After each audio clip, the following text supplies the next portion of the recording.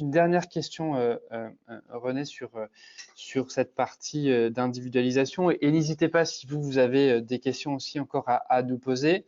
Euh, on parle donc d'individualisation par rapport à des blocs de compétences, par rapport à des compétences, par rapport à des activités. Dans la certification qualité obligatoire des organismes de formation, il y a ce fameux indicateur numéro 13 où on demande, on va dire, aux prestataires, et on parlera tout à l'heure aussi du changement du rôle du formateur,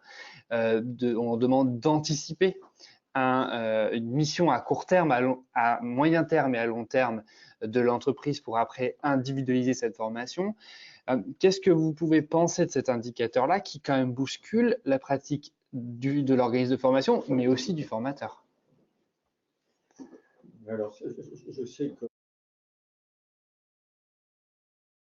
on va discuter avec certains qui ne sont pas autour de cette table, mais je pense à Dominique Ledogar, qui a quand même beaucoup porté pour que ce critère puisse être inscrit.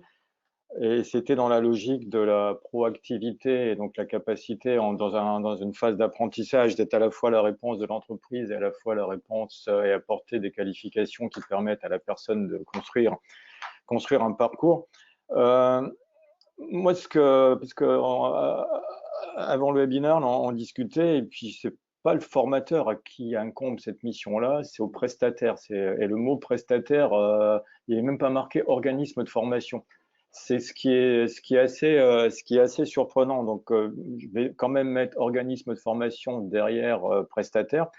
Mais ce qui veut dire aussi qu'à un moment donné, c'est la capacité pour un organisme de formation, avec chacune des entreprises dans lesquelles se situe un stagiaire, de construire un parcours qui soit à la fois de parcours de réponse aux besoins de l'entreprise et aux besoins du jeune dans le cadre d'un référentiel déterminé. Moi, c'est le modèle économique derrière que j'interroge, c'est la capacité pour un prestataire, quand il a 100 apprentis là, dans son centre, et que ça représente autant d'entreprises, la capacité déjà à aller voir les besoins des entreprises, et derrière traduire ça dans le cadre des parcours en centre de formation, en parcours qui soient adaptés à chaque individu dans le cadre de son contrat. Ça me paraît un peu compliqué quand même à la sortie. Maintenant, après, c'est peut-être sans doute un travail à faire avec, et on revient sur la certification et on revient sur les blocs, c'est sans doute un travail à faire avec les CPNE des branches professionnelles pour voir avec elles, puisqu'ils sont chargés des observatoires. Donc, a priori, ils ont fait une analyse de besoins des entreprises et donc d'avoir à un moment donné quand même des grandes masses qui permettent une forme de standardisation derrière et de mettre aussi une production, si vous me permettez l'expression, des organismes de formation qui ne soient pas totalement individualisés, mais individualisés dans un cadre un peu standardisé quand même, parce que sinon, c'est la mort du petit cheval. Je ne vois pas comment un organisme de formation est en capacité à répondre à tous les besoins d'entreprise de façon autonome. Ça, c'est le premier point. Mais le deuxième point, ce qui interroge, c'est le métier de formateur demain, puisque aujourd'hui, on est plutôt dans une logique, allez, je caricature et vous me pardonnerez, c'est descendante,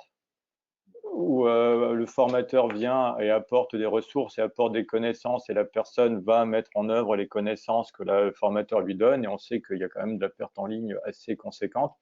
avec une logique demain qui va être un formateur accompagnateur de ressources diverses et variées mises à disposition à une personne pour qu'elle se réalise dans le cadre dans lequel elle se trouve.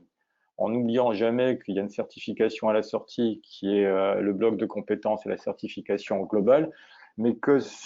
l'accompagnement du formateur, alors,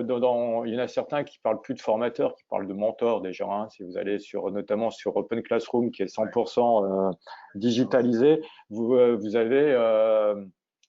Moi, j'aime bien l'idée, en fait, de se dire que finalement, quand vous avez un jeune qui va dans une entreprise, qui a une analyse de besoins qui a été faite, on voit la globalité des besoins.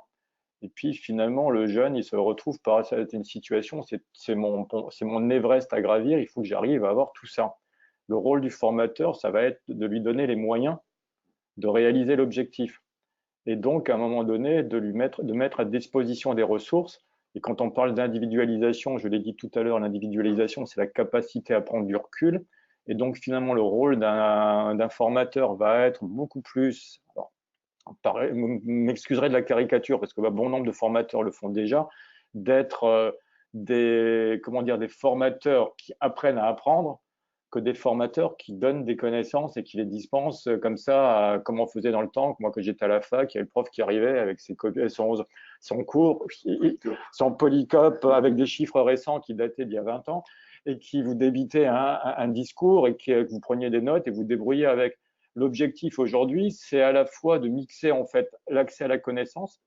et on est dans une société où l'accès à la connaissance se fait tous les jours par n'importe quel moyen, et que, y compris moi qui donne des cours au CNAM au cours du soir, on a quand même des étudiants en face maintenant qui ont leur ordinateur ouvert et qui vont vérifier ce que vous dites. Donc, ils sont en capacité à avoir l'information elle-même, l'information brute. Le rôle, c'est à un moment donné, c'est de les accompagner à prendre du recul. Et si on est dans une logique d'un contrat d'apprentissage, c'est de prendre du recul par rapport à l'activité qui est la sienne,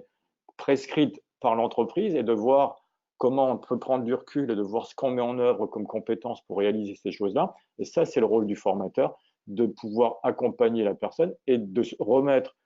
si on réfléchit sur la formation en situation de travail, la fameuse AFEST, peut-être que demain, dans les organismes de formation, d'aucuns reprendront en fait le travail qui a été fait dans l'entreprise elle-même, c'est-à-dire en fait à un moment donné de déterminer, d'être capable de mettre en pratique un modèle qui est dans l'entreprise, dans le CFA, et de le revisiter en fait ce modèle-là dans un temps non pas de production, mais un temps d'apprentissage.